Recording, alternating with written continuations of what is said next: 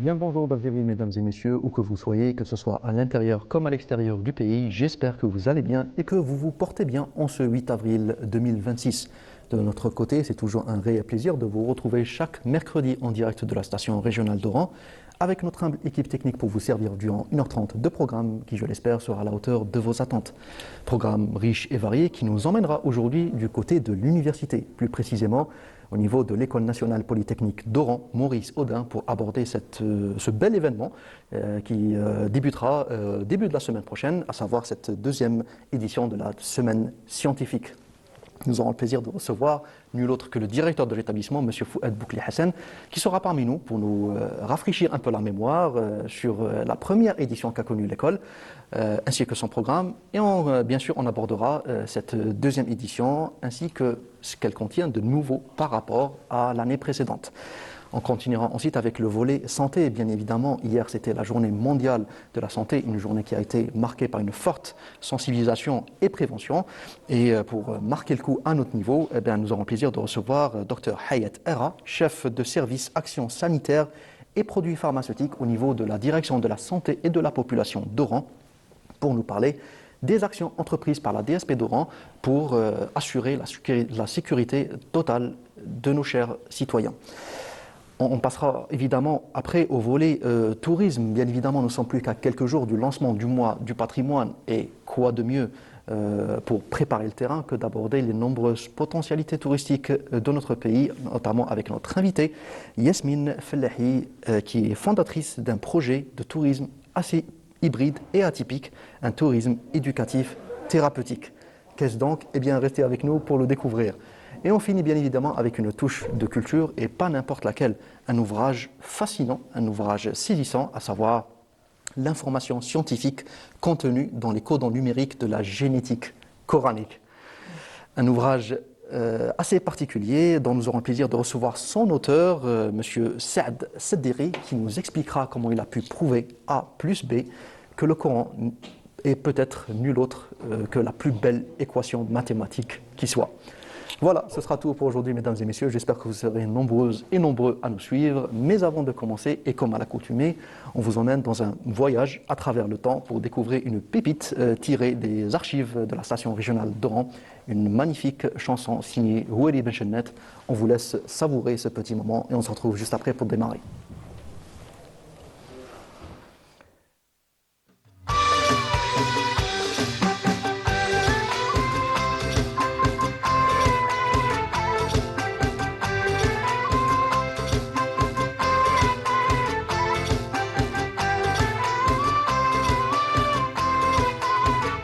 سرج يا فارس اللطام للبهجة روح يا خليلي شطف منا بلا مقام للزهرة روح عيد رسلي توصل مرخوفة الحزام في وهر مساكن يا غزالي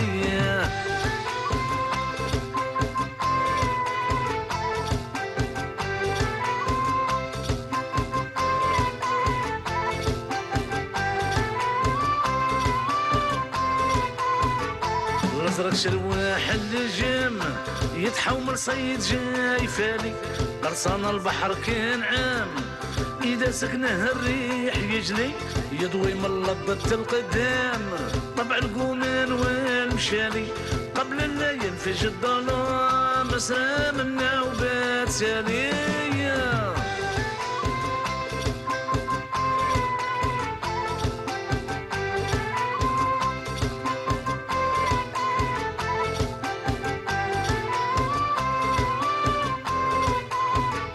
تشرب كيسان المدام الغدوة تلقى انت رجالي الخوت يعيد السلام بالقاسم والحبيب وعلي وإذا سالوك بالتمام من البشير والمحلية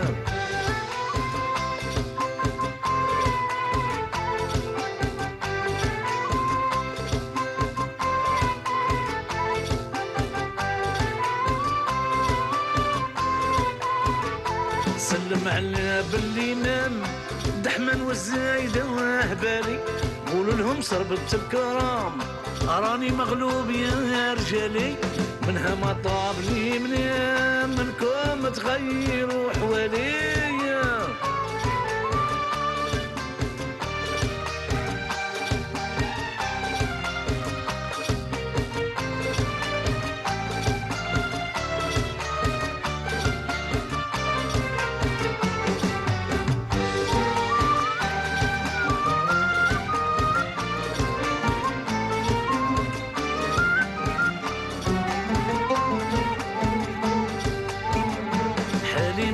نسلو الحالة وصفي ما نوصفو بصفة كل ليلة تنزل المحال محنا تغدا وديك تلفا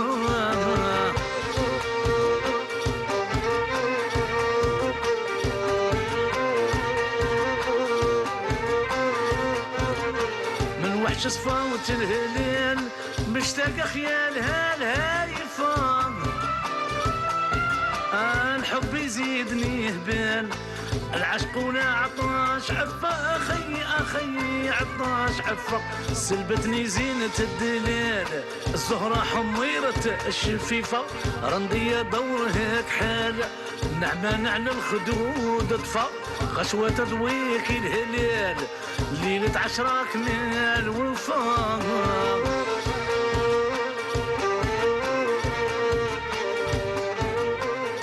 De retour au plateau, mesdames et messieurs, avec notre premier invité. J'espère d'abord que vous avez apprécié ce petit passage musical. Et sans plus tarder, nous allons parler de l'événement qui nous intéresse, l'événement qui aura lieu début de la semaine prochaine, à savoir cette deuxième édition de la semaine scientifique organisée par l'EMPO. Et c'est avec son directeur, M. Fouad Boukli Hassan. M. Boukli Hassan, marhaba bik. Merci beaucoup pour l'invitation. Tout d'abord, sabah al-nour wa rabah. C'est toujours un grand plaisir de me retrouver ici avec vous pour donner les informations relatives à notre établissement. Ouais, tout le plaisir est pour nous. Déjà, merci beaucoup d'avoir fait l'effort de venir aujourd'hui, sachant que vous êtes en plein préparatif de ce grand événement. Donc, merci beaucoup d'avoir fait l'effort. Alors déjà, avant d'aborder cette deuxième édition de la semaine scientifique, M. Boukli Hassan, j'aimerais bien qu'on profite de votre présence pour un peu rafraîchir notre mémoire à tous, pour rappeler un peu ce qu'a contenu la première édition de la semaine scientifique organisée par l'École nationale polytechnique d'Oran. Merci, M. Lies. Donc, comme la coutume s'est installée au niveau de notre établissement, donc l'équipe dirigeante a toujours le plaisir d'organiser un événement scientifique qui s'étale sur une semaine durant la période au voisinage du 16 avril.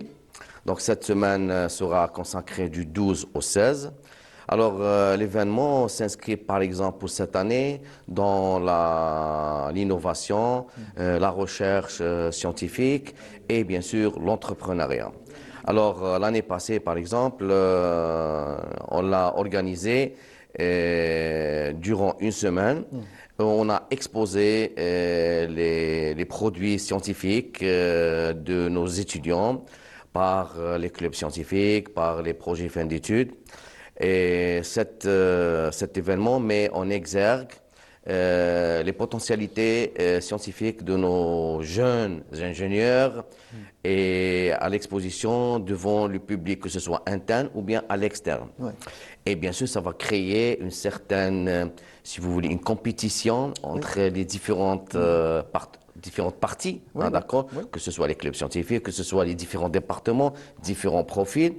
Et ça va donner, si vous voulez, une émergence d'une certaine compétence qui se retrouve au niveau du groupe, un travail du groupe, même au sein de l'école. Sachant qu'il y a une grande compétence dont recèle l'UMPO. J'ai déjà eu le plaisir de faire un reportage durant ce mois de Ramadan, le dernier 2026, où j'ai suivi une bande de jeunes créateurs de projets qui ont créé une machine d'impression 3D à partir de matériaux recyclables. Absolument, absolument. Et donc cette opportunité, ça incite les étudiants, nos jeunes ingénieurs, à exposer leurs objectifs, leurs potentialités.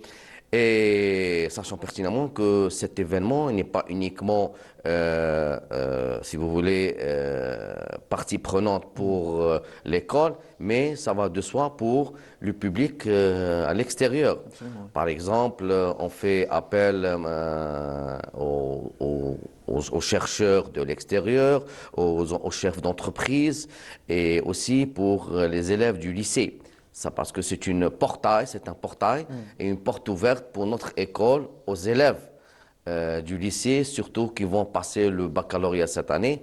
Donc c'est une vitrine pour donner, voilà, pour les mettre dans le bain. Et on a commencé à travailler là-dessus. Donc c'est une bonne opportunité pour tout le monde, d'accord, d'apprécier d'abord Et puis, c'est une occasion d'être en contact direct avec l'acteur principal qui est l'étudiant. Absolument. Parce que l'acteur principal, c'est bien l'étudiant. Ouais. C'est à partir de là qu'on doit le valoriser, le mettre dans le bain, au diapason avec tout ce qui se passe dans le milieu socio-professionnel. Et ça, c'est notre objectif principal et qui est l'objectif de projet d'établissement de n'importe quelle institution universitaire.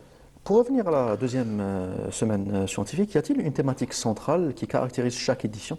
Alors, vous allez dire, cette fois, ça va être l'innovation. juste pour finaliser, on a fait des expositions, on a fait quelques conférences l'année passée, mais cette année, on a un petit peu dosé la mise, on a mis un petit peu le paquet sur plusieurs thématiques, notamment sur les matériaux, les nanomatériaux, parce qu'on a un laboratoire de nanomatériaux.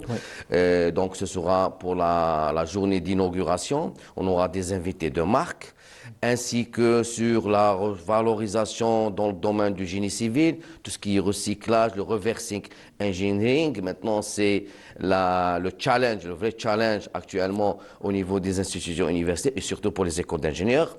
Donc, dans le domaine du génie civil, il y aura une autre thématique sur le génie électrique. On va maintenant recevoir même des gens de l'extérieur, c'est-à-dire à l'international, bien sûr des Algériens de la diaspora qui vont combiner avec vont travailler avec les potentialités au niveau national. Et même sera la vedette, le professeur Kemal Toumi de MIT. Donc, il sera notre invité d'honneur. D'accord. Donc, il y a d'abord. Il va assurer une masterclass Non, il va assurer une conférence, une visioconférence. Et donc, ce sera un pont, si vous voulez, entre la diaspora de l'extérieur avec nos jeunes chercheurs qui auront, si vous voulez, cette opportunité d'aller de l'avant. Vous savez, c'est très très bien d'impliquer aussi la diaspora. Ah oui, bien sûr. Pour montrer justement que c'est une ressource inestimable. Absolument. Et qu'il faut exploiter au maximum. Il faut profiter de l'expérience. On a justement on va recevoir deux grands professeurs aussi de l'école centrale de Nantes.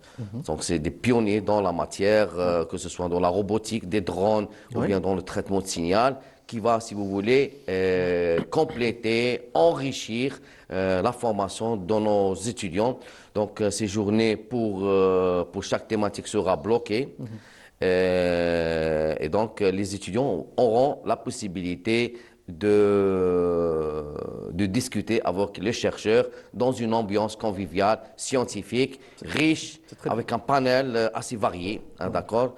Et ça sera l'occasion pour nos étudiants de s'ouvrir vers l'international. Ça, c'est très important. Et qu'est-ce qui se fait au niveau international? Voilà, c'est ça l'opportunité. Vous avez abordé un point assez intéressant, à savoir le fait de les mettre un peu au diapason avec tout ce qui se passe à l'international et dans le monde actuel aussi, sachant qu'on est en pleine émergence d'intelligence artificielle. Absolument, exactement. Les drones, tout ce qui va avec. Absolument. Donc, dans la conception du programme de cette semaine, quelle place a été accordée aux disciplines émergentes comme l'IA, comme la transition énergétique aussi? Absolument.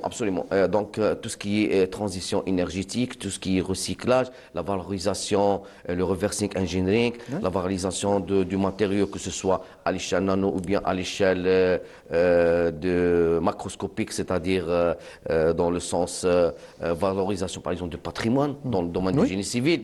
Donc, l'école dispose une offre nationale un peu particulière et spécifique pour la valorisation du patrimoine. Le diagnostic de valorisation du patrimoine. Et donc, ça sera très intéressant. Que vous avez eu l'occasion de visiter sur la plateforme. Et donc, ça sera un échange et une richesse, d'accord, d'enrichir beaucoup plus nos étudiants et donner l'importance et la portée de cette filière. Et ça, c'est très important, sachant aussi à l'échelle économique aussi.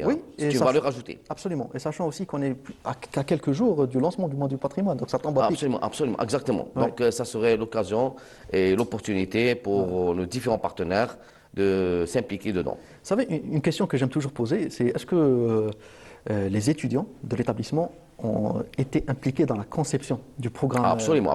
D'ailleurs, le dernier jour pour le 16 avril, ce sera dédié uniquement pour les étudiants. Donc on D'accord, aura un ok. invité de marque aussi. C'est un ancien conseiller à l'international, consultant Oui. dans HEC de Montréal. Et actuellement, il est consultant international dans le programme des Nations Unies, PNUD. C'est le professeur Shaib Aziz qui va donner une conférence très intéressante pour nos chers étudiants concernant la clé de la réussite dans l'innovation.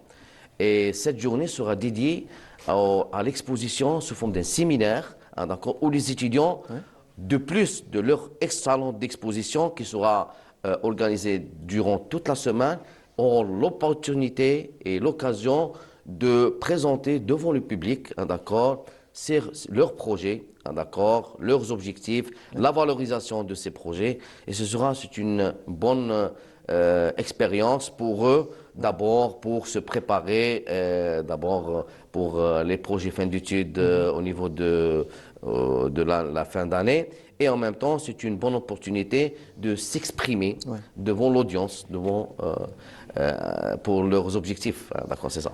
Vous avez aussi abordé un point qui m'intéresse beaucoup. Aujourd'hui, on voit l'émergence d'un nouveau concept universitaire, à savoir un diplôme, une start-up. Absolument, exactement. Est-ce qu'au niveau de l'MPO, Absolument, exactement. Il y a des clubs scientifiques qui se sont organisés pour mettre en place des projets start-up. Oui. D'accord, que ce soit dans les plateformes technologiques, ce que vous avez vu dans ce qu'on a montré dans le reportage que vous avez vous-même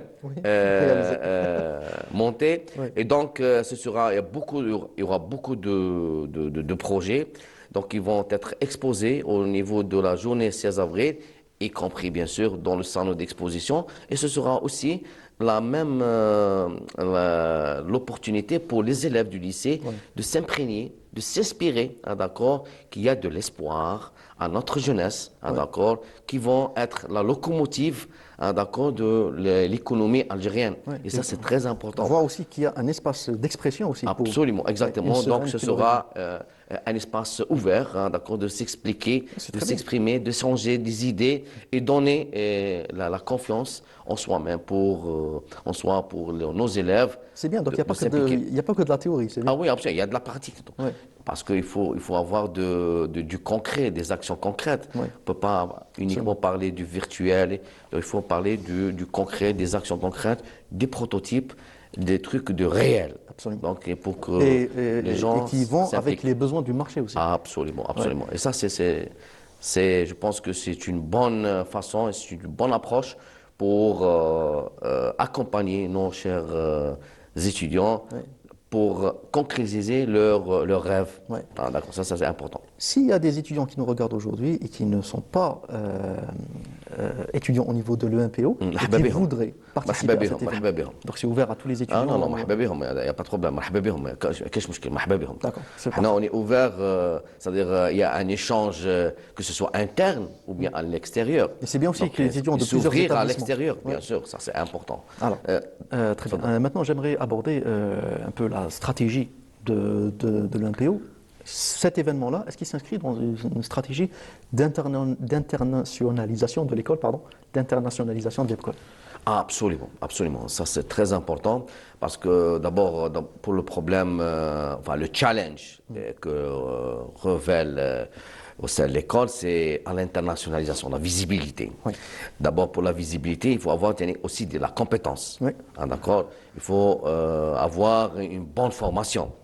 Un bon produit, si vous voulez. Absolument. Et donc, quand il sera compétitif, que ce soit à l'international, donc cet échange va nous permettre, si vous voulez, de mettre en lumière nos produits à l'échelle internationale. Alors, notre stratégie, bien sûr, c'est s'ouvrir à l'international.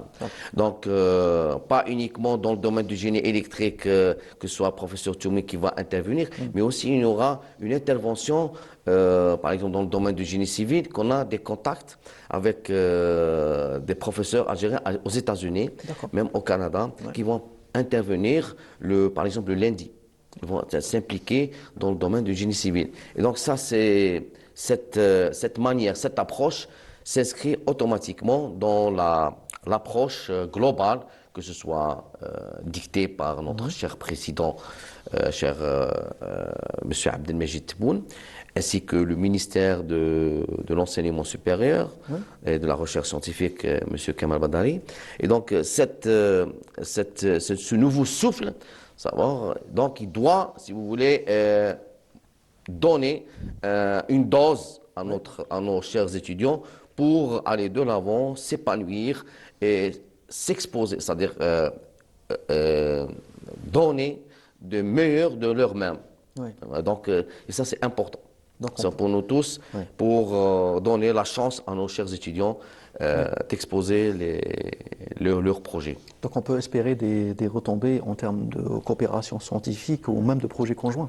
Ah, absolument, absolument. Donc, C'est le but aussi, qu'il y ait des signatures de absolument. coopération. On va signer une convention le lundi, Inch'Allah, avec une entreprise. Et donc, cette manière, cette approche qui va, si vous voulez, se rapprocher avec le tissu socio-industriel, socio-économique, qui va renforcer le lien, qui va donner plus une valeur ajoutée à l'économie nationale. Là, une question un peu difficile que je vais vous poser maintenant, M. Boukli Hassan, c'est par rapport à la continuité aussi, pour assurer la continuité après la semaine. Donc, admettons qu'il y ait des projets très très importants et qui risquent qui méritent de bénéficier d'un suivi et d'un accompagnement tout au long de l'année. Donc vous, à votre niveau, comment assurez-vous justement cette continuité hors cette semaine ou après cette semaine scientifique pour les projets innovants? Exactement. On est en train l'école dispose des mécanismes et des infrastructures pour accompagner durant toute l'année les projets innovants, les projets start-up. On a l'incubateur, on a le centre de développement de l'économie, on a le CATI, on a le Fab Lab, on a la mise en d'intelligence artificielle, toutes ces infrastructures, si vous voulez, avec leurs responsables, leur équipe qui gère et qui manage, si vous voulez, ces infrastructures, accompagnent les étudiants durant toute l'année. Donc, s'il y a des projets phares, des projets qui ont des retombées importantes au niveau socio-économique, ils seront tout de suite intégrés dans le cercle, si vous voulez, que ce soit CDE ou bien l'incubateur, pour les faire propulser et voir le jour. D'accord, pour des actions concrètes. Voilà.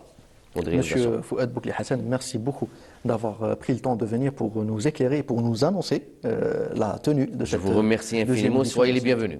Alors, pour rappeler, donc ça aura lieu du 12 au 16. Du 12 au 16, exactement. Alors, chaque jour, il y aura une journée thématique. Il y a tous les événements sont, si vous voulez, toutes les thématiques, elles sont très intéressantes. Soyez les bienvenus, seront organisés à la bibliothèque centrale de l'école, à la salle des conférences. Et donc, il y aura une salle d'exposition de les projets de la part des étudiants. Sera parrainé par le service des étudiants, des activités des étudiants. Et soyez les bienvenus à n'importe quel moment. Merci infiniment pour cette invitation. Rendez-vous pris. Merci encore une fois, Monsieur Fouad Boukli Hassan. Et quant à nous, chers téléspectateurs, nous allons continuer avec notre plateau santé. Mais avant, on vous emmène faire un tour au niveau de la wilaya d'Oran à travers ces belles prises de vue aériennes. On vous laisse savourer ce petit passage et on se retrouve juste après.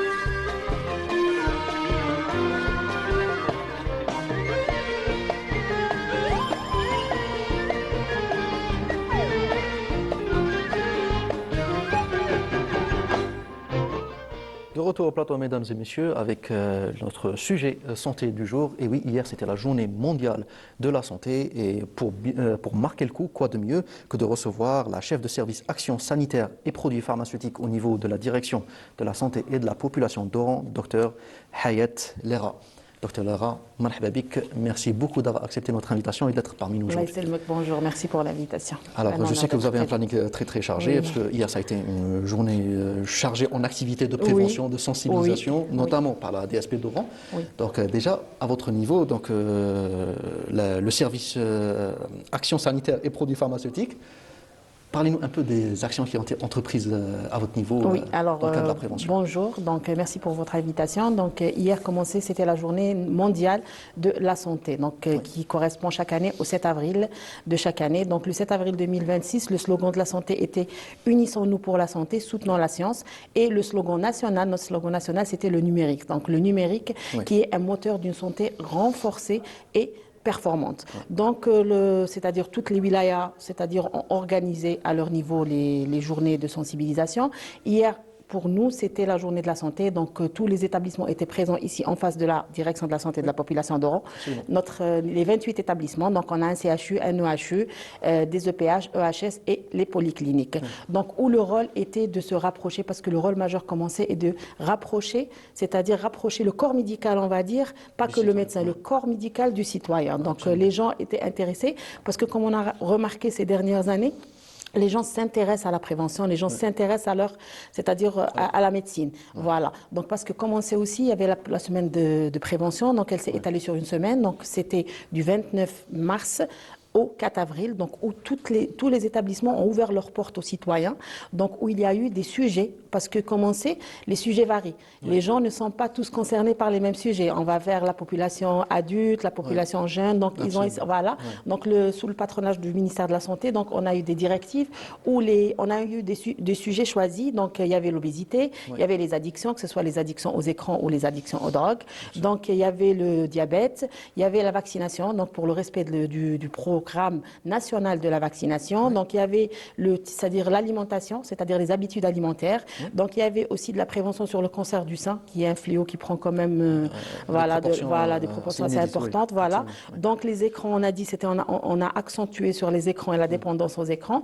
Il y a eu aussi pour les enfants, donc pour la santé scolaire, donc la pratique du sport. Il y a eu aussi sur les caries dentaires, c'est-à-dire et les accidents domestiques. Voilà. Donc c'était des sujets variants qui allaient, c'est-à-dire de l'enfant à l'adulte, au sujet âgé. Comme on sait que maintenant l'espérance de vie elle est de 75 ans, donc on a beaucoup de gens de sujets âgés. Et la prévention, elle est sur deux volets. Là, il y a la prévention chez le sujet sain qu'on oublie. Et la prévention, c'est le sujet qui est déjà malade. C'est très important parce qu'un sujet sain, ça varie. Un sujet sain qui a des antécédents familiaux, c'est à partir de 40 ans qu'il va faire de la prévention. Mais un sujet qui a des antécédents de cancer, d'accidents de maladies cardiovasculaires, de maladies métaboliques, là, c'est un âge un peu plus précoce où il doit aller vers la prévention, aller vers ce corps médical pour savoir quoi faire, un dépistage précoce pour éviter toute complication. Parce que avec un dépistage précoce, avec de la prévention, on peut éviter beaucoup de dégâts.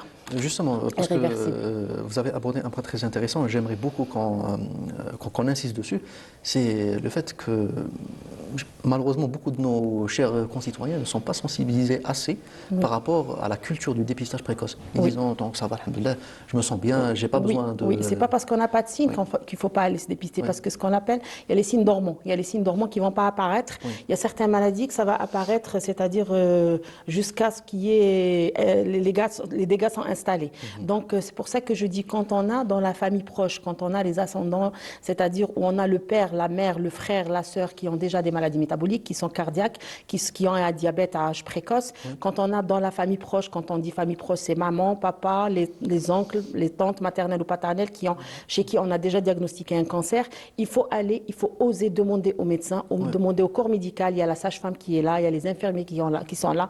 On connaît tous dans l'entourage, on a tous quelqu'un du corps médical dans l'entourage. Donc il faut demander pour être mieux orienté.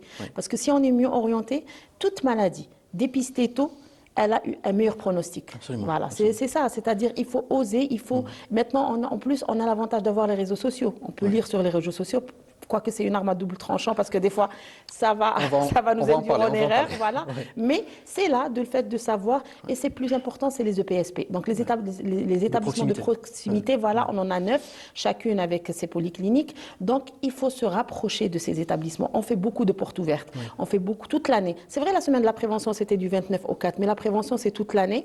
Donc selon les communes aussi, parce que on a des communes plus, c'est-à-dire les maladies, on trouve certaines maladies plus dans certaines régions que d'autres. Donc on est là, on est porte ouverte, à l'écoute pour accompagner ces personnes-là, qu'elles soient saines ou malades. Voilà. Surtout pour rappel, ça prend que 15 minutes. Ah oui, C'est très rapide. C'est très rapide. J'ai fait aussi le test hier, justement. Donc Très bien, vous avez fait le très bien, oui. Les ça tests m'a ont pris été faits. que 10 minutes. Oui. Donc, On prend un peu de son temps pour mieux vivre. Voilà, c'est-à-dire c'est la qualité de au vie. moins, on est sûr qu'il y a rien. Nous, on vise la qualité de vie. Voilà, c'est une assurance. C'est une assurance que, par exemple, moi, ce que je dis, des fois, on a des gens, comme vous dites, on a des patients, parce qu'avant d'être chef de service, j'ai exercé, j'ai fait 12 ans d'urgence, j'ai fait de l'oncologie, je suis passée par un parcours Donc assez vous long. connaissez bien le terrain. Oui, bien sûr, surtout les urgences. Donc là, par contre, les malades, ils vous disent, mais on ressent rien quand vous dites, on n'a rien, donc pourquoi? Moi, je dis que, mais Alice, vous faites un bilan général et un avis à 40 ans, par exemple. Après, si vers 41 ans, généralement, c'est une fois par an, une fois par 2 ans quand on est sujet sain. Alors après, quand il y a quelque chose qui va s'installer, la qadarallah, ça dérive à quelque chose qui va s'installer, au moins on va savoir à partir de quand vous êtes malade. C'est-à-dire on va se dire non, moi j'ai mes analyses, moi j'ai mes échographies, moi j'ai mes bilans, j'avais rien. Donc au moins on saura quoi faire. Absolument. Alors maintenant une question qui concerne un peu votre département. Existe-t-il un suivi post-événement pour mesurer un peu l'évolution des comportements sanitaires des citoyens? Oui. Par exemple, je cite à titre d'exemple, on avait le 14 novembre de chaque année où on fête la journée mondiale du diabète, c'est-à-dire aussi. Donc à chaque fois qu'il y a un événement, donc on fait des statistiques, c'est-à-dire parce que nous, c'est vrai qu'on fait la porte ouverte le jour même de l'événement, mais à Oran, on a c'est-à-dire une petite habitude. Moi, je continue, par exemple, pour le novembre, le diabète, j'ai élargi sur les 15 jours. C'était le 14 novembre. On a élargi jusqu'à la fin du mois de novembre dans les établissements pour accueillir plus de gens, parce qu'il y a des gens qui ne savent pas. Donc, du coup, après, on fait un bilan. Et c'est à partir de bilan-là, c'est des indices qu'on va évaluer. Par exemple, moi, quand je prends le bilan, quand je prends la commune de Seignan, je prends la commune de Boutlilis, j'ai les chiffres plus bas dans une des communes que l'autre. Donc la prévention du service, je vais l'accentuer plus dans cette région. Donc c'est par rapport aux habitudes de vie, par exemple. Donc c'est selon les habitudes de vie, parce qu'il y a des gens qui mangent plus de sucreries que d'autres. Donc là où on voit qu'il y a augmentation, et c'est là qu'on va agir. C'est ça le rôle de la prévention. C'est de savoir là où ça ne va pas, ou là où ça commence un petit peu, il y a perturbation, pour gérer avant que ça s'aggrave. Donc on a des statistiques qu'on envoie tous les jours au ministère de la Santé. De toute façon, les statistiques sont là toute l'année avec le ministère de la Santé. Donc au niveau de la DSPC chaque mois, au niveau du ministère, on a des canevas préétablis par les autorités, trimestriellement, semestriellement, des bilans annuels. C'est à partir de là qu'on fait les évaluations. C'est à partir de là qu'on fait l'action, le plan d'action. Parce que chaque année, nous, on a un plan d'action pour l'année qui vient.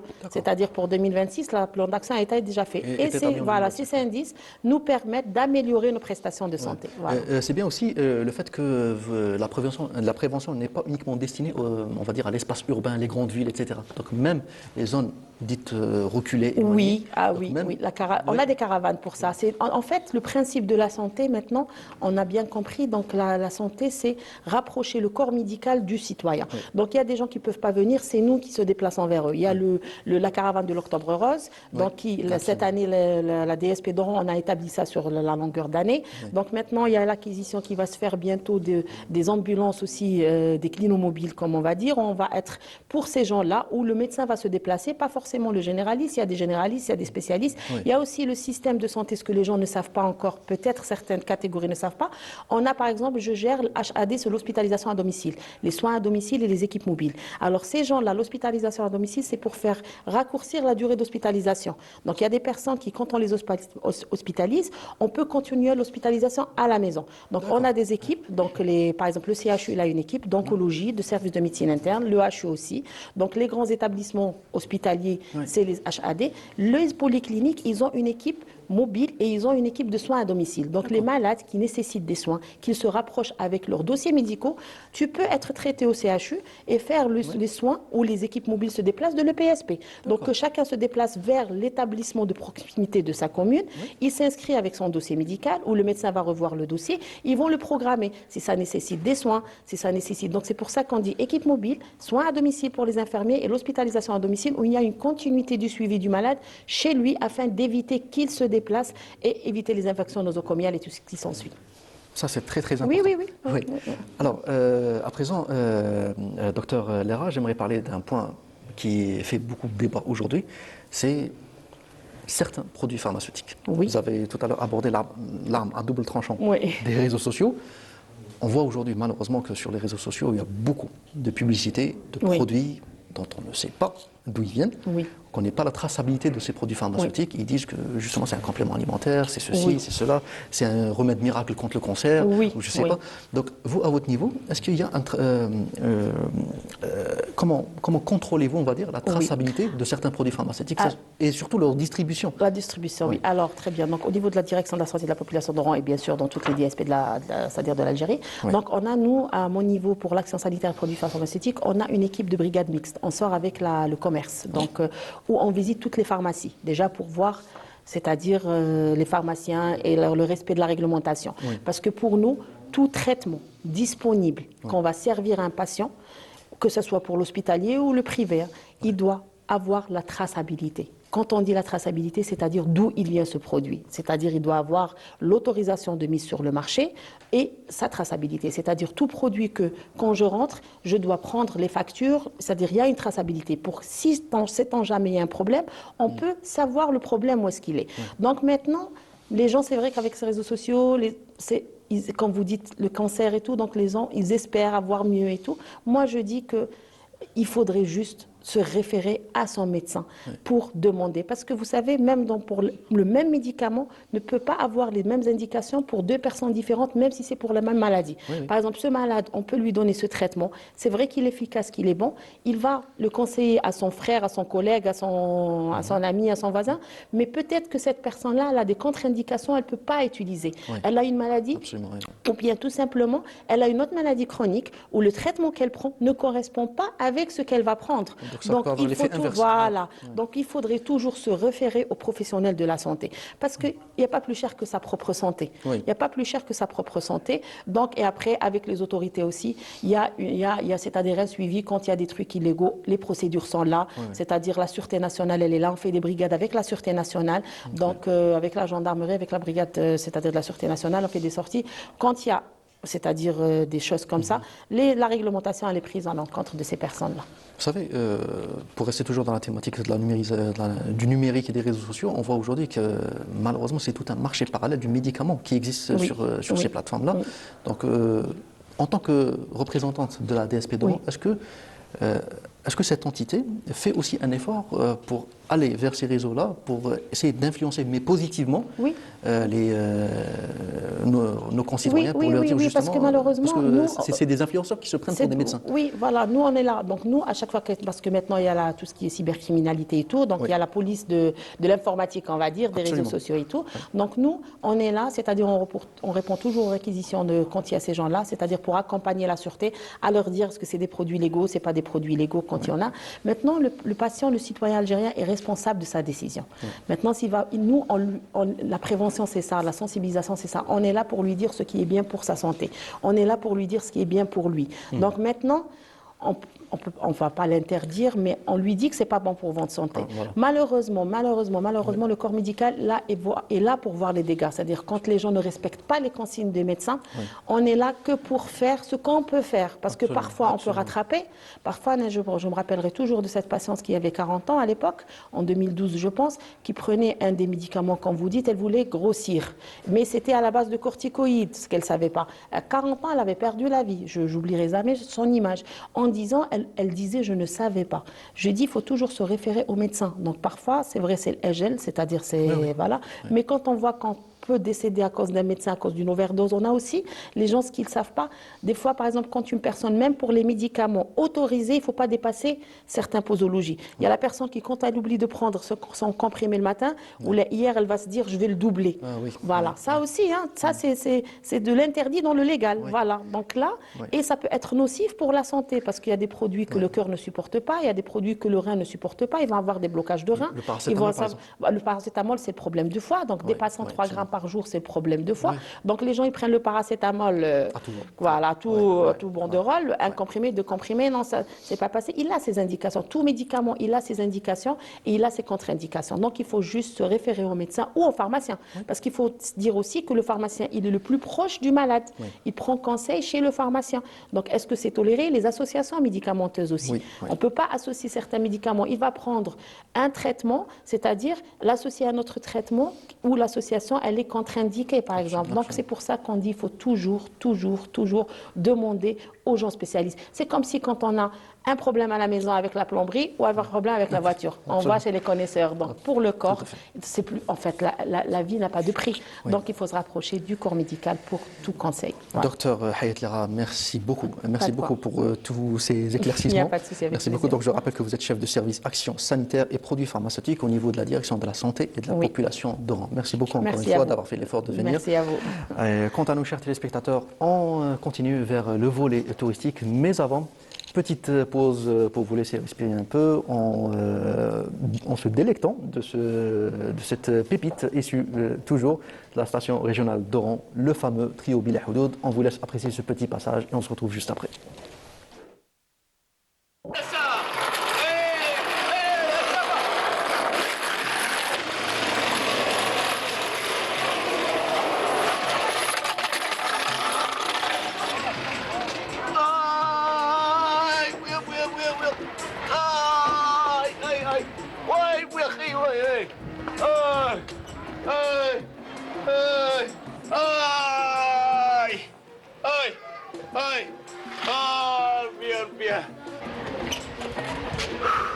الحمد لله يا ربي سلامات في اللوطو يا ربي الحمد لله شوف والله العظيم كون صرات حاجه في اللوطو ها والله ناكل كل يوم ناكل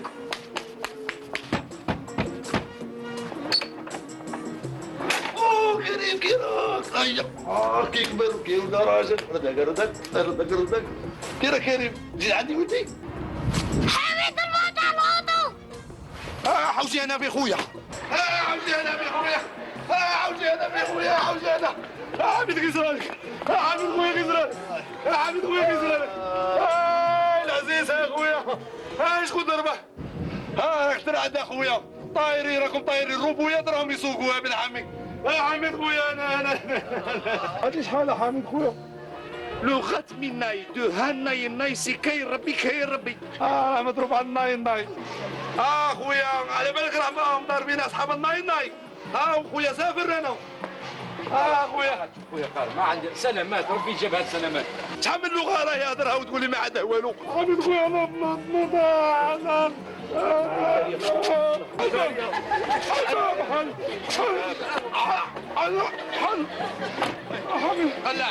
قلع اخويا قلع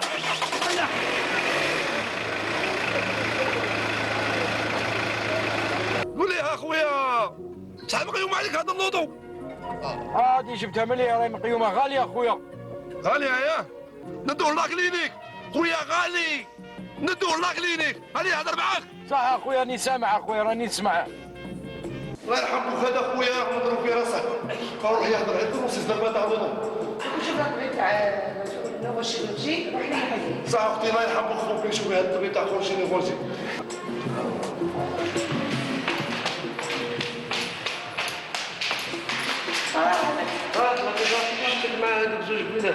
وهذا قال لك فرقعوا له راسه والاخر ما شافه جاي يشهد له طليت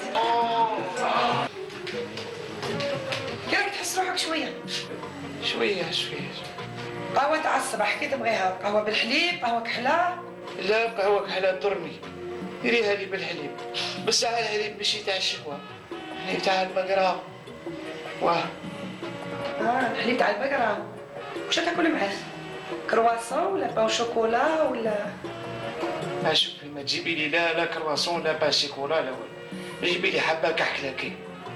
قهوة بالحليب تاع البقراش شوية كحك. والفطور كاين اللي تبغيه مدبل محمر مقلي سينيون، شي الحياة اللي تساعدك. لا شوفي اختي، شوفي لي حاجه تاع هبره بصح قلعي الشحم، شاولا فوريه كثري لها الفوار باش يجي لا سابير اللي تشوفي. وين اختي؟ مالك تا خويا شعندك؟ هو ضربتها بالروطورة مريض في راسه، وانا كنت معاها راهي كتبدني الخلعه اختي. ايوا واش راك باغي؟ شوفي اختي انا قهوه بالحليب ولا بالشوكولات ما عنديش، تكون كرواسون ملفاي وبان شوكولا واللحم على بالك لي ستاكي مدبلين اختي. تما خلط لكم كلشي في معون. خلطي كلشي. هاي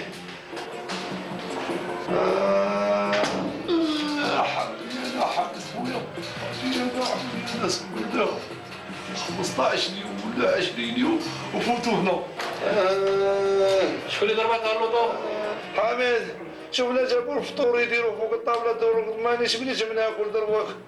دكتور طرغايه يا صاحبي. شوف خويا انا كنت ما واش بلاكسيون كاع كي صرات اللوطو هكا نوضت السيد دار بروميير عاود قرب شويه هكا ودار دوزيام بالدوزيام ويدير تروازيام ويعطيها. واه كنا كاع في رحبه تماك الله يخلف على ام الموطو مسكين كان قاري تماك طلع فيه الموطو تاعه. هاي خويا وين نوضها برم برم برم برم برم برم دار بروميير طلع على درجه وين رجع. Un sketch qui reste jusqu'à aujourd'hui indémodable grâce au fameux trio Bilal Houdoud ou Allah yarham Hazim qu'on a perdu il y a quelques années. Et hommage aussi à notre fameux réalisateur de la station régionale d'Oran, Babi, bien évidemment, le réalisateur et le concepteur du programme Bilal Houdoud. Alors, sans plus tarder, mesdames et messieurs, nous allons continuer avec notre troisième plateau, un plateau consacré au tourisme. Comme je vous l'ai dit en début d'émission, nous sommes plus qu'à quelques jours du lancement du mois du patrimoine. Et quoi de mieux que de parler des nombreuses potentialités touristiques de l'Algérie. Et c'est avec Yasmine Fellahi. Yasmine, marhaba bik, merci beaucoup d'avoir accepté notre invitation et d'être parmi nous aujourd'hui. Merci beaucoup encore une fois pour l'invitation et c'est toujours un plaisir de revenir. Tout le plaisir est pour nous. Alors, c'est vrai qu'on vous a déjà reçu, je pense, il y a 2 ans. Non. Ah, une année, je pense. Une année. Une année, d'accord, ok. Le même mois. Oui, et on avait abordé plus ou moins un concept assez atypique de tourisme que vous avez peaufiné encore plus par la suite. Alors là, vous proposez un tourisme totalement atypique, voire hybride. C'est le tourisme éducatif thérapeutique. Bon, déjà, essayez un peu de nous expliquer un peu ce concept parce que je sais que beaucoup de nos chers téléspectateurs ne vont rien comprendre. Donc, le tourisme éducatif thérapeutique, c'est loin d'être comme une agence de voyage classique. Les agences de voyage, ils proposent une évasion temporaire, alors que moi, je fais totalement le contraire. C'est-à-dire, on voyage souvent, on change, on est bien, mais à la fin, on revient toujours vers nos problèmes, vers le stress quotidien, le travail et tout. Okay. Donc, c'est comme si on n'a rien fait. On a juste perdu de l'argent. Donc, moi, ce que je fais, c'est que justement, on sort, on voyage, on découvre, mais à la même occasion, on change. C'est-à-dire une reconnexion de soi. Donc, on travaille sur soi-même avec le côté psychologique. Comment ? Donc, c'est un séjour immersif que je fais, où les gens ils vont découvrir le patrimoine algérien, l'histoire, les traditions, les coutumes. Et par la même occasion, il y a un suivi émotionnel, donc des ateliers et des sessions thérapeutiques. Et quand je vois une personne qui a réellement un problème, je l'oriente vers un professionnel, parce que je ne peux pas faire un suivi individuel. J'ai assez de... En fait, c'était la question que j'allais vous poser, c'est justement, est-ce que vous assurez vous-même le suivi psychologique ou est-ce que justement vous faites appel à des thérapeutes spécialisés ? C'est ça, c'est bien ça. En fait, c'est juste le côté sensibilisation parce que je ne peux pas faire l'individuel vu que j'ai énormément de travail, des trucs à faire. Donc, j'ai déjà des collaborateurs qui sont des thérapeutes, psychologues pour les enfants, pour les couples et tout. Et quand je vois une personne qui vient, parce que les séjours sont thématiques, donc par exemple si je fais un séjour sur les blessures parentales, exemple, et je vois que la personne, elle a vraiment quelque chose au fond, et qu'elle a besoin d'aide, je l'oriente vers un professionnel. Mais généralement, les gens, ils reviennent toujours parce qu'ils préfèrent rester avec moi. Donc, Bon, là, vous me tendez la pêche parce que vous abordez un point très intéressant, à savoir le choix des thématiques. Est-ce que vous choisissez vos thématiques par rapport à la clientèle qui va partir avec vous lors de ce périple et que vous allez plus ou moins déceler les anomalies qui existent entre chaque individu, ou est-ce que c'est des thématiques préétablies dès le début? Cette fois, on va parler de ça, cette fois, on va parler de ça. alors, concernant les thématiques, au début, je les faisais moi-même, je choisissais moi-même les sujets. Oui. Mais avec le temps, les gens, ils ont commencé à me connaître, donc il y a les followers. Donc, qu'est-ce qu'ils font? En fait, je fais un sondage, ils choisissent par rapport à notre prochain séjour. Et puis, il y a aussi le côté privé, c'est-à-dire il y a des personnes qui font appel à moi. On est une famille, on a envie de faire quelque chose de spécial, par exemple thérapie de famille et tout. Donc, je leur prépare des jeux et des activités en fonction de leurs demandes. D'accord. Et c'est des activités qui se font en groupe ou c'est individuel? Est-ce que c'est au cas par cas ou est-ce que c'est tout le groupe qui participe en même temps? C'est tout le monde. À tout le monde. Même si il y a juste une personne qui a besoin d'aide, mais tout le monde participe parce que j'essaye de créer ce lien, surtout par rapport à la famille. J'essaye de créer ce lien qu'on est en train de perdre entre parents et enfants. Et quand je dis enfants, il peut avoir 30, comme 16, comme 50 ans. Donc, C'est intéressant. Donc, il y a la reconnexion familiale à travers le tourisme. À travers le tourisme. Mais c'est là où on voit aussi les bienfaits que peut avoir justement un séjour touristique, mais bien établi. C'est que, comme vous l'avez dit au début, c'est que si on prend que la sortie en tête, et après, justement, ça nous a fait une sortie, mais qui n'a pas eu un véritable impact sur nous. Alors que vous, c'est tout un changement que vous opérez au sein des individus, c'est-à-dire à la fin du périple, c'est des personnes différentes. C'est ça. Oui, et on en a parlé l'année dernière, Oui. c'est toujours, on revient vers la crise identitaire. Donc les Algériens, on est passé par de différentes... Donc ça permet, oui. C'est ça, donc ça aide. Parce qu'une personne qui ne connaît pas d'où elle vient, c'est assez... Ce n'est pas facile. Donc quand on sait qu'on on a une appartenance culturelle, ça, en fait, ça aide l'estime de soi. Oui. Est-ce que c'est aussi le même cas avec les gens issus de la diaspora? Donc, je travaille principalement avec eux. Ah d'accord, donc c'est eux justement qui veulent se reconnecter avec leurs propres sources. Ici, ils ne sont pas encore, même ici, les Algériens d'ici, mais ils ne sont pas encore prêts ou alors ils l'acceptent moins. Donc contrairement aux diaspora, je travaille principalement avec eux. D'accord, d'accord. Très intéressant. Alors, j'aimerais profiter du temps aussi qui nous reste pour aborder un autre événement auquel vous avez participé. C'est l'événement qui a été organisé au niveau du musée des arts modernes d'Oran. Parlez-moi de ça. Donc, c'est des jeunes qui ont décidé de créer un projet concernant les artisans à Oran. Donc, ils ont ramené tous les jeunes, talentueux d'ailleurs. J'étais stupéfiée par leur travail. Ils ont modernisé l'art. Tout ce qui est traditionnel. Nous allons déjà montrer quelques images de cet événement. Donc j'avais un panel. C'est assez intéressant. C'est ça, j'avais un panel. On a parlé par rapport aux artisans et le côté psychologique qu'on en parlera après. Oui, donc déjà, parlez-moi un peu du programme qu'a connu cet événement. Donc c'était des artisans qui ont exposé leur travail. Il y avait des gens qui sont venus, ils ont vu ce qu'il y avait. Donc c'est un projet qui a duré des semaines. Pour les préparer à commencer en fait à faire leur propre projet. Donc c'était des formations, comment avoir un truc légal, comment communiquer et faire la marketing de son travail, où trouver ses clients et ainsi de suite jusqu'à ce que les préparer sur le terrain. D'accord. Alors, Yasmine, j'aimerais vous faire réagir sur un point.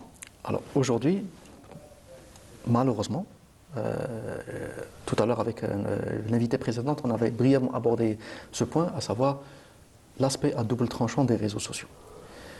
Tout à l'heure, on l'a abordé du point de vue médical. Maintenant, je voudrais bien l'aborder du point de vue bien-être. Aujourd'hui, justement, on est confronté à cette marchandisation du bien-être. Donc, on a affaire parfois à des charlatans qui disent justement, oui, ça, vous allez voir, ça va vous libérer de tous vos problèmes, c'est un remède miracle, je ne sais pas quoi. Donc, comment vous, avec votre projet, comment vous arrivez à maintenir une certaine authenticité et légitimité pour montrer que ce que vous proposez a un véritable impact sur soi, que ce soit en termes de bien-être ou autre. En fait, ce que les gens ne comprennent pas, Oui. surtout, c'est que ce qu'on propose, c'est un peu comme un médicament. Oui, Et le médicament, il ne fait pas effet juste après l'avoir pris. Donc il faut un suivi, c'est-à-dire il faut suivre quelque chose. oui, Aller faire quelque chose, si on a un problème vraiment, une blessure énorme, on ne peut pas la soigner tout de suite, c'est impossible. Il faut un suivi, déjà il faut l'accepter. Et généralement les gens quand ils viennent, beaucoup plus c'est pour le tourisme, pas pour la psychologie. Parce qu'ils n'acceptent toujours pas qu'ils ont un problème en fait, ils n'acceptent pas. Par contre, les gens qui reviennent toujours vers moi, ils ont vu que le suivi, il est toujours là, Oui. qu'on est là pour ces personnes, qu'il y a des gens qui sont là pour les aider, pour les soutenir. C'est tout ce qu'on a besoin, surtout nous les Algériens. Oui. Avec tout ce qui s'est passé, on est très émotifs. Donc on a besoin d'une personne qui nous écoute, qui nous aide, qui nous tienne la main en fait. Oui. Et en fait, c'est tout un programme à suivre. C'est pas juste une sortie ou un séjour. oui. C'est Donc un après- suivi continu. D'accord. Exactement. Est-ce que le choix de la destination est fait au hasard ou est-ce que vous le choisissez spécialement par rapport à cette clientèle? Non, non, non, il faut bien choisir. Oui. Par exemple, aller dans le sud ou aller en Kabylie, c'est une différence. Donc il faut justement, bien quel est choisir. l'impact, qu'est-ce que vous recherchez comme impact à travers les deux destinations que vous venez de citer? Si on part en Kabylie, qu'est-ce qu'on recherche? Si on part au sud, qu'est-ce qu'on recherche aussi? Alors, ce que les gens ne savent pas, c'est qu'en Kabylie, il y a la forêt. Oui. Il y a vraiment une bonne forêt, l'air pur. Donc quand ils y vont, moi j'utilise toujours la sylvothérapie, donc c'est un anti-stress, parce que pourquoi la nature en fait, elle nous aide à mieux respirer, à mieux dégager, on va dire, les mauvaises ondes, alors que le sud, il nous aide à reconnecter, la reconnexion en fait. Pourquoi? Parce qu'il n'y a pas de raison. Oui, c'est vrai, c'est vrai. Le effectivement. détox C'est vrai, digital, c'est il vrai. est important. Oui, oui, c'est vrai. Il est important. Mais c'est en fonction en fait de destination. D'accord. Donc est-ce que déjà par rapport à ça, est-ce que vous imposez une certaine discipline lors du voyage? Évidemment. Bon, genre, allez maintenant, on arrête les téléphones. Ah, ça, si. Mais généralement, je n'ai jamais eu de problème par rapport à ça parce qu'ils savent qu'ils n'ont plus le choix. Ok, pour Non, prendre des photos et des vidéos, ça c'est. Là, en ce moment, je ne parle pas uniquement du sud, je parle de tout. De tous vos voyages. Est-ce que vous imposez une certaine discipline lors du voyage? Alors, c'est Maintenant, juste. il faut un silence total pour C'est que justement l'expérience marche chez l'ensemble des participants. Déjà, les personnes que moi, je choisis toujours les personnes avec qui participer. Donc, quand une personne s'inscrit, je ne peux pas la connaître, mais en lui posant les questions et tout, je saurai que si elle est là pour distraire les autres ou pas. Mais généralement, quand je vois ce genre de choses, alors j'impose pas.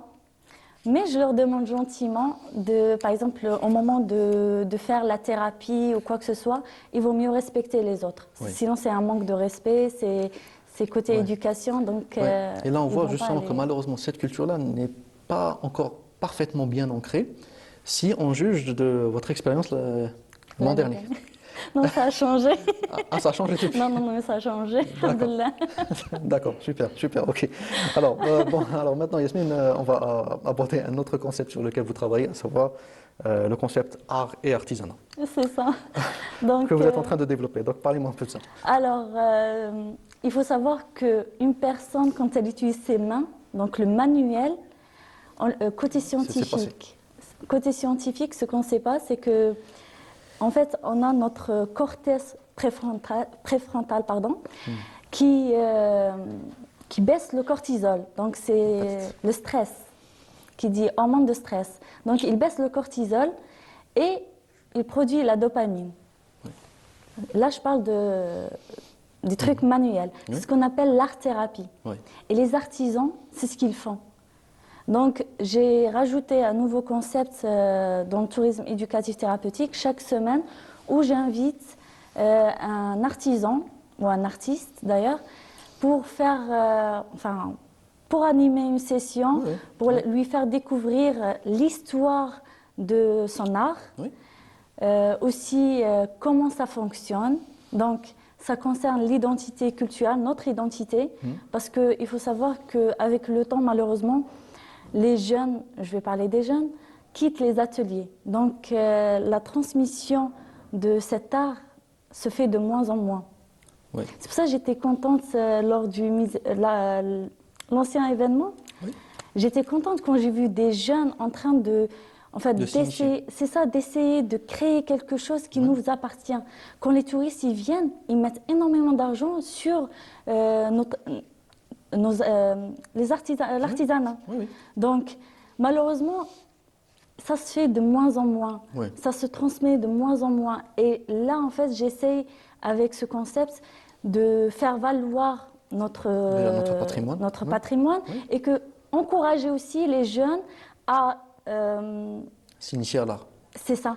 Parce que généralement, quand on demande aux jeunes, tu veux faire quoi dans la vie? Je veux être footballeur, je veux être entrepreneur, je veux faire médecin, je sais.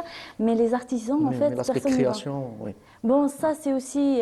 il faut savoir que les gens que j'ai rencontrés, ils ont eu des problèmes par rapport à leur famille parce que quand une maman ou un papa voit sa fille ou son fils en train de dessiner, arrête de dessiner, va faire quelque chose d'autre, va travailler, va... Oui, il n'y a pas un engouement par rapport à ça. Ouais. C'est ça. Donc, j'essaye de changer mentalité, la mentalité, qui est un peu difficile d'ailleurs, mais je sais que ça va changer. Oui. C'est bien aussi le fait que. Moi, je pars du principe qu'une société sans art est une société vouée à la mort carrément. C'est ça. Donc le fait Sans identité. inculquer cette culture dès la jeunesse, pour moi c'est très très important. Il faut que ça soit comme une routine. Le fait de créer quelque chose artistiquement, que ce soit en termes de photographie, de peinture, de dessin, de bande dessinée, de cinéma, littérature, tout. Mais tout peut être une forme d'expression artistique. D'autant plus que les artisans, ce qu'ils ne savent pas, c'est que ce n'est pas juste des vendeurs de produits, Oui. mais c'est vraiment des thérapeutes, parce qu'ils sont en train déjà de travailler sur soi-même, Oui. sur eux-mêmes, et en même temps, ils sont en train d'aider les autres. Parce que moi, par exemple, il y a eu un événement au Qatar, Oui. et j'avais porté une robe traditionnelle. Pour moi, c'est juste une robe. Pour nous tous, c'est juste une robe algérienne et c'est tout. Mais quand j'ai vu les gens la regarder, ah c'est beau, c'est doux, ils ont commencé à poser des questions par rapport à... J'ai senti, c'était une sorte de fierté. Oui. C'est ma culture, c'est mon patrimoine, c'est mon identité. On revient toujours à l'identité. Oui, et surtout, comme vous l'avez dit, à l'étranger, on devient un ambassadeur C'est ça. de sa propre culture. Donc ça veut dire que vous représentez tout un pays. Ça, c'est très important. Alors maintenant, pour rester toujours dans le concept de l'art et de l'artisanat, est-ce qu'il y a eu un engouement de la part des artistes pour participer à votre... Enfin, pour animer des formations? Parce que, comme on le précise, c'est un artiste par semaine. C'est ça. D'accord. Dans toutes les disciplines artistiques. Toutes les disciplines, que ce soit la poterie, la broderie, la photographie, le dessin, la peinture, tout. Même le céramique. Oui. Le seul souci que j'ai eu, en fait, même la liste que j'ai eue, c'est généralement des artisans qui ont arrêté, qui n'exercent plus et qui ne sont plus intéressés pour ça. Mais, alhamdoulilah, j'ai trouvé ailleurs. D'accord. Il y en a qui sont ouverts par rapport à ça, mais j'avoue, j'aimerais bien que s'il y a des artistes ou des artisans qui sont intéressés, qu'ils me contactent. D'accord. Alors, brièvement, pour finir, Yasmine Fellahi, comment voyez-vous aujourd'hui l'évolution du tourisme thérapeutique dans les prochaines années? Ah, c'est l'avenir. Ah, c'est l'avenir. Sincèrement, c'est l'avenir parce que c'est beau, comme je l'ai dit tout au début, c'est beau de voyager, de découvrir ce qu'on a. Je parle toujours de l'Algérie, pas de l'étranger. Mais on a besoin de cette touche pour au moins se retrouver. Oui, On a besoin de ça. Merci beaucoup Yasmine Fellahi d'avoir accepté notre invitation. Je rappelle que vous êtes fondatrice d'un projet de tourisme éducatif thérapeutique. On vous souhaite très bon courage et bonne chance pour le nouveau concept que vous êtes en train de développer et que j'espère vous recevoir dans les mois à venir, une fois concrétisé, Inch'Allah. pour en parler plus en détail, avec son programme de chaque semaine, etc. Avec plaisir. Merci beaucoup à vous, encore une Younes. fois. Et quant à nous, chers téléspectateurs, on continue avec notre dernière ligne droite de cette émission.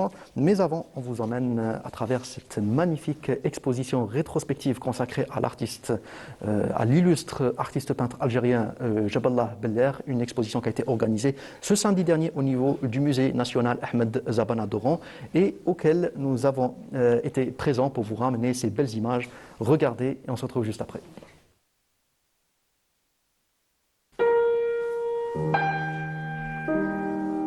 Au cœur du musée national d'Oran, Ahmed Zabana, l'art se fait mémoire vivante et regard tourné vers l'avenir à travers l'exposition rétrospective consacrée à l'illustre artiste peintre Jaballah Beller. الفن بالنسبه لي انا هو البصر تاع المجتمع. الانسان يقفل عينيه ويمشي في الطريق يشوف والو يبغى ريان ديتو يبغى يحل عينيه يشوف واش كان قدامه. سي سا الارتيست، هذا هو الفنان في الموسيقى في المسرح في بزاف امور. هنا الفنان يخلي الداخليه نتاعو محرره محرره، ما يقيدهاش بين كومبوزيسيون ديسان والاعمال اللي راهي موجوده في قاعه المعرض. حوالي عمل تاع 40 سنه، يعني مختلف المراحل. وهذا المعرض هذا وكل مجموعه من لوحات عطت نبدا طابع خاص بالمرحله اللي نكون فيها. وفي الاغلبيه نتاع اللوحات ما كومبوزيش انا جو كومبوز با لا توال. جبل الله بلاغ حوالي 60 سنة يعني عطاء للفن التشكيلي الجزائري في اللوحات الزيتية وفي المنحوتات في الكثير والكثير. عرض أعماله في الكثير من الدول، من بين الأوائل الذين عرضوا أعمالهم في مدينة سان بطرسبورغ. يعني وإحنا فرحانين جدا اليوم في وهران، حتى أنه هو يقول أن هو من مدينة وهران لأنه عاش فترة مع عبد القادر علولة ومع خدة عاش فترة هنا في وهران أواخر سنوات الثمانينات وبداية سنوات التسعينات. فرصة عظيمة والله العظيم كمل لك اللي فرحنا له اللي عاود ولا الميدان بفضل الله حاجة الأولى، وبفضل كمل لك بعض الأصدقاء اللي ساعدوه باش قام بهذا المعرض، وخاصة في وهران وين في المتحف ملك زبانة الله يبارك. العمل تاع بالله كملك يشهد على نفسه كملك من المستوى. نشوفوا باللي كملك في السن اللي راه فيه لازال كملك يتقن كل التقنيات. العمل تاعه يتطرق عامة إلى الإنسان، نلاحظوها بكل بساطة كملك في الأعمال تاعه. Un événement qui ne se veut pas seulement une célébration d'un parcours artistique, mais une immersion sensible pour les visiteurs dans l'univers d'un créateur qui a su capter l'âme, les couleurs, ainsi que les silences de son époque.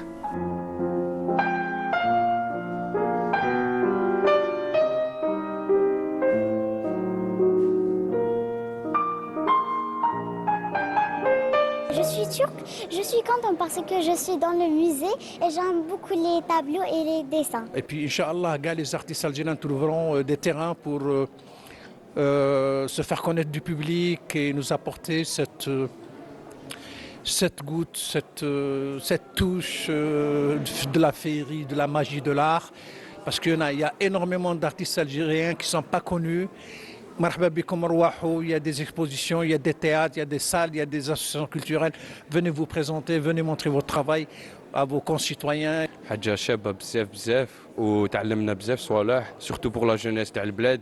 C'est très important de faire plus d'expositions qui من هاك. تايكون نشوفوا بزاف les tableaux. Ou la vérité, on remercie beaucoup les instances qui ont pu organiser ça. تعلمنا بزاف اليوم. Un grand merci. أعماله ما زالت اليومنا هذا يعني عندها إيقاع وعندها يعني معاني وعندها يعني مضمون يعني، وكل مرحلة من مراحل حياته إلا وهي اللون إذا اللون يتكلم على الفترة الزمنية والحقبة التاريخية اللي عشناها. ما يسرني هو أن في آخر أعماله الألوان أصبحت صافية، يعني أصبحت صافية لماعة كأنها جديدة، وهذا هو الإنسان الذي يمر بحياة كلها عناء وتعب وعمل، أنه يصفي أعماله ويصفي عقله. Une rencontre intime avec l'art pour se rappeler que la culture reste ce souffle discret qui relie les générations. La culture qui reste ce souffle discret qui relie les générations, effectivement. Et en parlant de culture, quoi de mieux que ce plateau assez atypique consacré à un ouvrage atypique qui vient de sortir, et un ouvrage très très important, un ouvrage fascinant, un ouvrage que tout le monde devrait lire au moins une fois dans sa vie, à savoir l'information scientifique contenue dans les codons numériques de la génétique coranique. Et c'est avec son auteur, Monsieur Saad Sedderi. Monsieur Sedderi, marhaba bik, un immense honneur et plaisir de vous recevoir aujourd'hui. L'honneur est pour moi. L'honneur est pour moi. Alors, je vous remercie pour votre invitation et pour ce passage au plateau pour faire connaître tout le plaisir est pour nous. Franchement, tout le plaisir est pour nous. C'est un ouvrage magnifique que j'ai pu parcourir un peu hier. C'est un ouvrage où vous avez pu démontrer A plus B que le Coran est nul autre que la plus belle équation mathématique qui soit. Oui, bien sûr. C'est magnifique. C'est un vecteur de données scientifiques. Oui.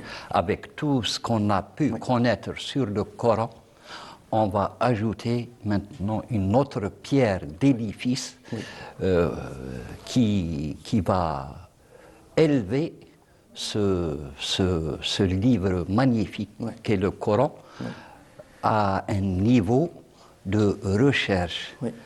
Et de spiritualité aussi. Voilà. Oui. Voilà. Alors déjà, avant de rentrer un peu dans les détails du livre, une question que j'aime toujours poser aux écrivains, c'est qu'est-ce qui a motivé le choix de la thématique? Qu'est-ce qui vous a poussé à un moment donné à vous pencher à l'écriture de cet ouvrage?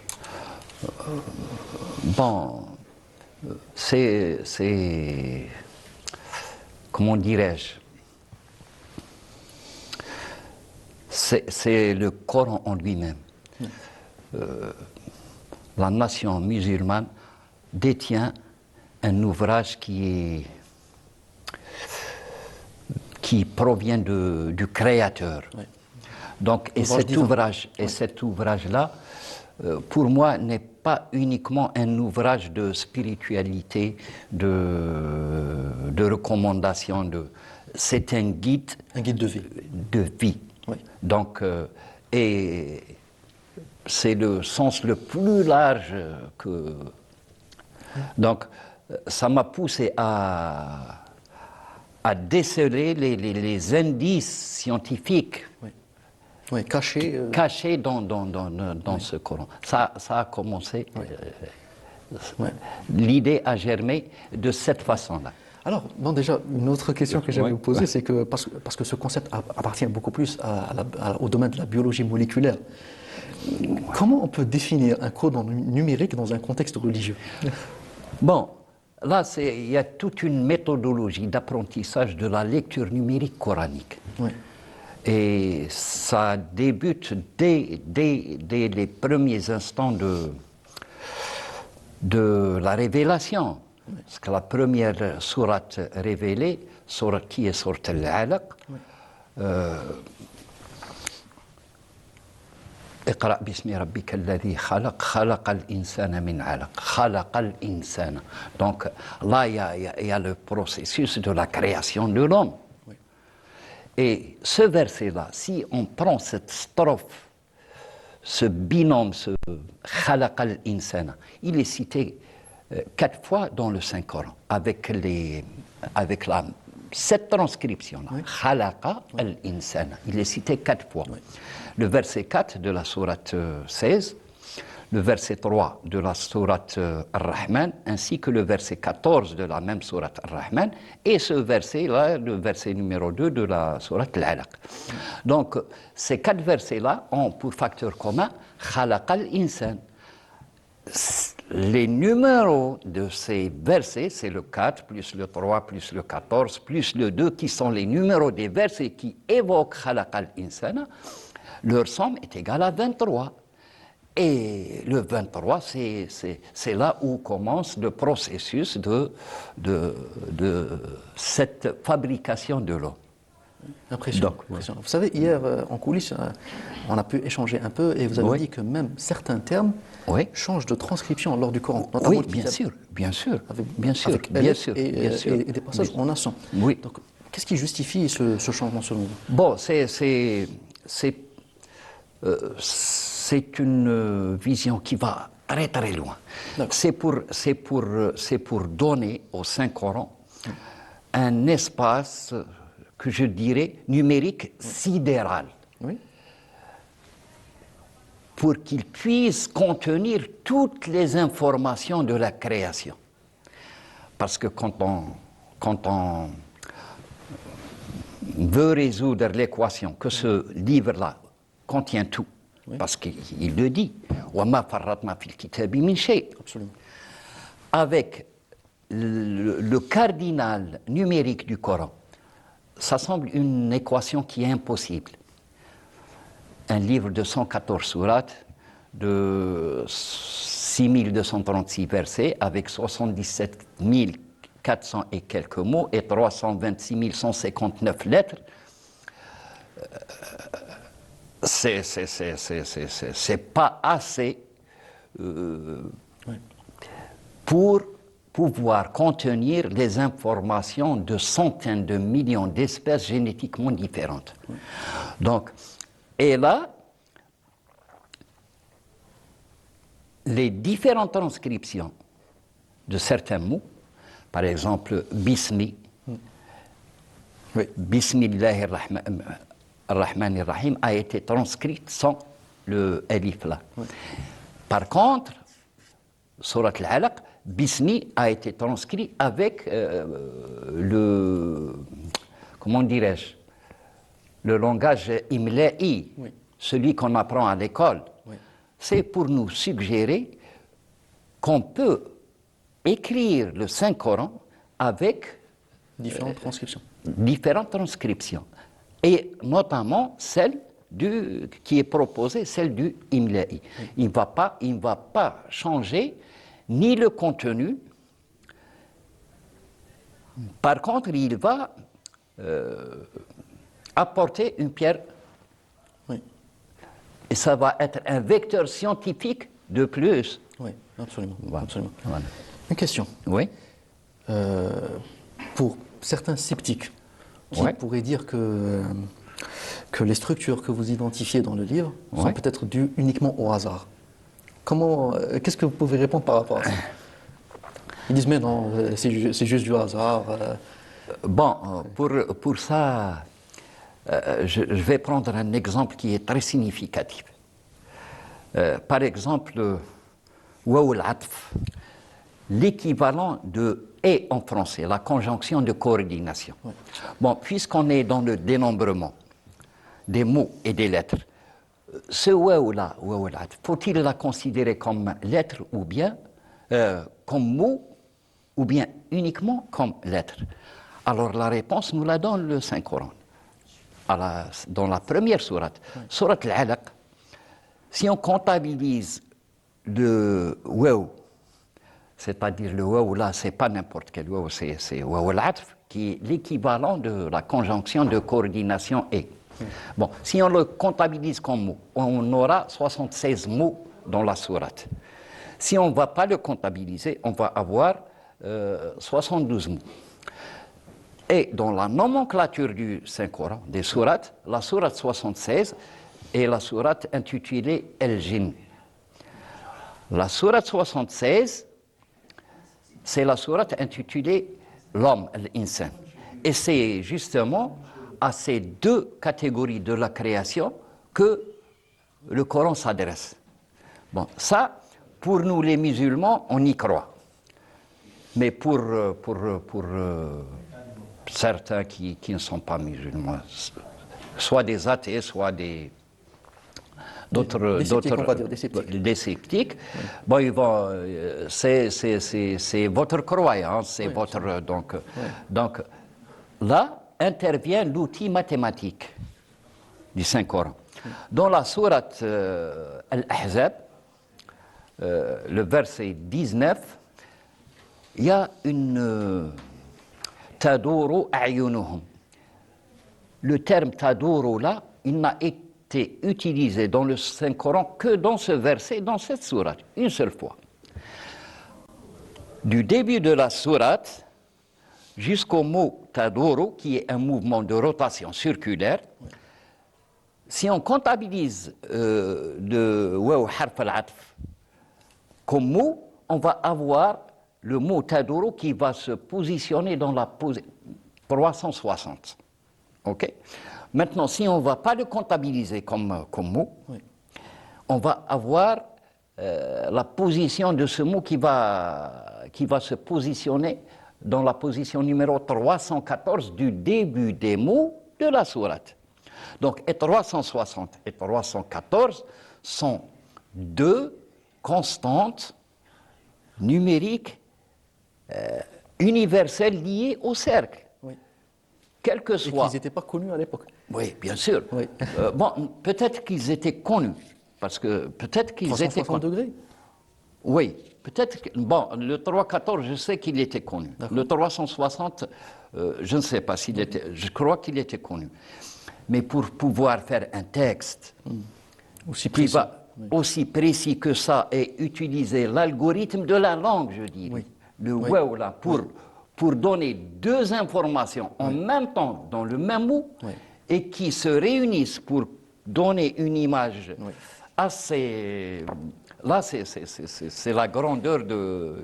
Vous savez, je suis en train de chercher, parce que hier, quand on parlait, vous m'avez... Parce que, déjà, pour montrer un peu, pour donner une idée à nos chers téléspectateurs, parce qu'il y a aussi des schémas. Oui, parce que c'est pas un texte que vous montrez clairement, avec preuve à l'appui, ce que vous avancez. Et là, on voit qu'il y a toute une ADN qui se crée. C'est comme tout être vivant, comme tout être vivant possède un ADN.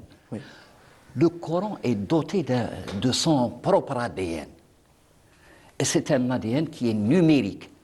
Et c'est à travers cet ADN qu'on peut puiser les informations scientifiques. Absolument, absolument. Au fait, c'est que, en d'autres termes, histoire de vulgariser un peu le contenu à nos chers téléspectateurs, c'est que si on suit à la lettre ce que vous définissez et ce que vous avancez dans l'ouvrage, c'est que vous proposez une autre... C'est que c'est des grilles de compréhension à travers les mathématiques. Donc on arrive à déceler des messages cachés qu'on n'a pas vus auparavant. Oui, bien sûr. Et ça montre aussi le côté infini un peu du Coran. C'est qu'à chaque fois, il y a du nouveau. À chaque fois, on découvre de nouvelles manières de le lire, de l'assimiler. De l'aborder. Les différentes facettes. D'aborder les différentes facettes. Comme vous avez donné l'exemple du djinn, etc. Donc avec le nombre, on arrive à faire le lien avec une autre sourate. Voilà. Donc c'est cette interconnexion des sourates, des versets et des numéros de cela que on aura un tableau assez une image assez claire du contenu. Donc cette lecture-là, on a par exemple, sur Al-Alaq, il y a deux fois le mot Iqra. C'est pas pour rien. Donc, Iqra bismi rabbika alladhi khalaq, khalaqa al-insana min alaq. Et puis il y a une deuxième lecture. Iqra wa rabbuka. Là, c'est carrément une deuxième lecture. Et c'est cette lecture-là, si on va fouiner un peu dans le côté numérique, on va trouver qu'il s'agit d'une séquence de comptage. 1, 9, 1, 9, 1, 9, 1, 9. Et c'est magnifique. C'est une proposition de lecture qui est numérique. Donc, c'est les tout débuts de cette sourate-là qui vont nous orienter vers cette lecture numérique. D'accord. Et par rapport à certains symboles ou lettres qui n'ont pas forcément un sens bien précis, comme Alif, Lam, Mim, comment on pourrait attaquer ce volet-là? Oui, je l'ai abordé. Donc, et Alif, Lam, Mim, à chaque fois qu'on la retourne, elle retombe sur le livre. elle retombe sur le livre. Et ce livre, c'est quoi? C'est la création et son renouvellement. Donc, même les matrices, les lettres, alif, lam, mim, le mot, si on veut dire alif, lam, mim, vont prendre le même sens, parce que alif, lam, mim, comme je l'ai abordé, en prenant uniquement les lettres, ça va nous donner la matrice de la création. Bon, abordé, le mot livre, il est cité un nombre de fois qui va rejoindre cette matrice de création. Oui. Et Alif Lam Mim, si par exemple, du début du Coran, je vais donner cet exemple, du début du Coran, si on ne compte les mots qu'une seule fois, sans les recompter s'ils ont utilisé une deuxième fois, donc Alif Lam Mim va se positionner, le mot numéro 27, les mots, à partir du début du Coran. 27. Alif Lam Mim, si on va maintenant disposer les lettres de l'alphabet arabe, Alif, c'est la position numéro 1, Lam, c'est la position numéro 10 par rapport aux lettres énigmatiques, entrecoupées. C'est la 10e lettre. Le 11, c'est... le mim, c'est la 11e lettre, parce qu'il y a le lam, mim, qui se suivent. Donc, et Alif, Lam, Mim va nous donner cette image. 1, 10, 11. Et 27, converti en binaire, va nous donner 27, 11, 0, 11. Donc, du côté des mots qui ne sont utilisés qu'une seule fois, c'est 27.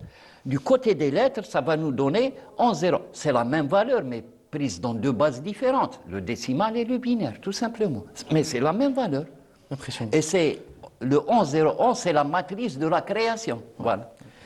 En fait, j'ai envie de vous poser une question que probablement beaucoup de nos chers téléspectateurs se posent. Combien de temps ça vous a pris pour rédiger cet ouvrage? Déjà, pour faire cette recherche dantesque, j'imagine le temps que ça a pris pour relire, relire, faire le lien, réouvrir à certaines pages. Ce travail, j'ai consacré presque toute ma vie. C'est 30 ans un travail de toute une vie. C'est 30 ans de recherche. Incroyable. C'est 30 ans de recherche. Oui. Monsieur Sediri, sachant que le Coran a connu plusieurs différentes transcriptions à travers l'histoire, est-ce que vous avez pris en considération l'ensemble des transcriptions du Coran à travers l'histoire lorsque vous avez fait vos calculs pour avoir ce résultat-là? Non. Pourquoi? Parce que le logiciel que j'utilise utilise une seule lecture, c'est Warsh an Hafs. Oui. Donc, je n'ai que cette copie-là. Oui. J'aurais bien aimé disposer d'un logiciel qui peut contenir les autres transcriptions. Oui. Donc, le qira'at sab'a. Donc, mais malheureusement, je ne l'ai pas. En tout cas, Monsieur Saad Sediri, merci beaucoup d'avoir accepté notre invitation. C'était un magnifique échange avec vous concernant ce livre de très très grande qualité que j'invite tous nos chers téléspectateurs à découvrir. Je le répète, c'est l'information scientifique contenue dans les codons numériques de la génétique coranique. C'est un titre un peu long, et l'ouvrage il se lit assez rapidement, il est assez court, mais très détaillé, juste pour vous donner une idée. En tout cas, voilà. Merci beaucoup, Monsieur Saad Sediri. Encore une fois, j'espère qu'on aura l'occasion de vous retrouver pour d'autres ouvrages tout aussi intéressants. Merci à vous, et merci aussi à vous, chers téléspectateurs, de nous avoir suivis jusqu'au bout. C'est déjà la fin de cette émission. J'espère qu'elle vous a plu. Un grand merci à l'équipe technique ainsi qu'à l'équipe à la régie pour avoir assuré le bon déroulement de cette émission. Excellente suite de nos programmes sur Canal Algérie. Prenez bien soin de vous, et quant à moi, je vous dis à très bientôt. Au revoir. Attendez.